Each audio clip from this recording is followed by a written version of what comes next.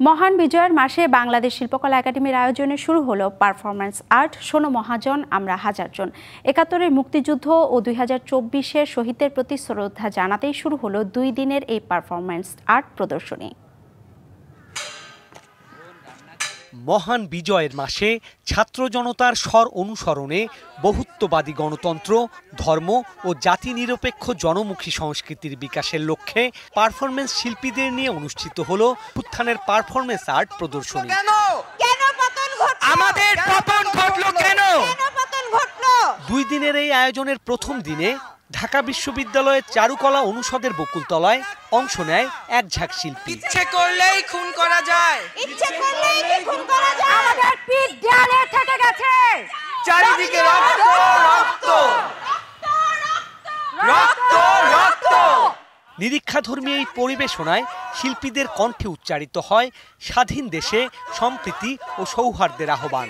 সেই সাথে উঠে আসে মহান মুক্তিযুদ্ধ, ২৪-এর গণ অভ্যুত্থান ও ছাত্র জনতার স্বপ্নের কথা। শোনো মহাজন, শোনো মহাজন, শোনো মহাজন, শোনো মহাজন, শোনো মহাজন, আমরা হাজারজন, আমরা হাজারজন।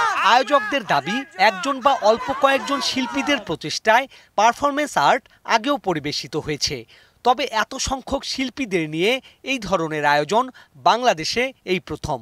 শিয়া বাটার ও ভিটামিন ই সমৃদ্ধ lily glam beauty soap. Lily, always beautiful. এটা আসলে ১৯৭১ সালের শহীদ এবং মুক্তিযোদ্ধাদের শ্রদ্ধা রেখে তৈরি করা, আবার তার পাশাপাশি সবচাইতে যে এই যে গণ আন্দোলন হয়ে গেল, সমস্ত শহীদ এবং সকল যারা আহত হয়েছেন তাদের শ্রদ্ধা রেখে এটা তৈরি করা। আসলে বাংলাদেশে যারা পারফরমেন্স শিল্পী আছেন তাদের সাথে এক ধরনের কোলাবোরেশনের মধ্যে দিয়ে একটা দলগত প্রচেষ্টা, এই পারফরমেন্সগুলি খুবই ফ্রি উইলিং হয় আর কি, এবং এক ধরনের প্লেফুলনেস থাকে এবং এগুলো তাৎক্ষণিকতার সাথে জড়িত। এই তাৎক্ষণিকতার মধ্যে দিয়ে শিল্পীরা নিজেদের কিছু ইনপুট দিতে পারে এবং এই ধরনটা যে দাঁড়ায় সেটা একেবারেই একটা স্বতঃস্ফূর্ত ধরন দাঁড়ায়। তো এই পারফরমেন্স আর্টের আমরা সবসময় একক প্রচেষ্টা দেখেছি, এবারই আসলে একটা দলগত প্রচেষ্টা আমরা দেখলাম।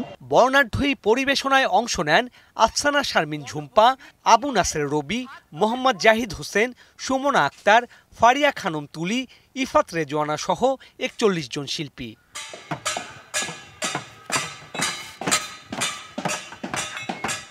Sourav Appa, DBC news, Dhaka.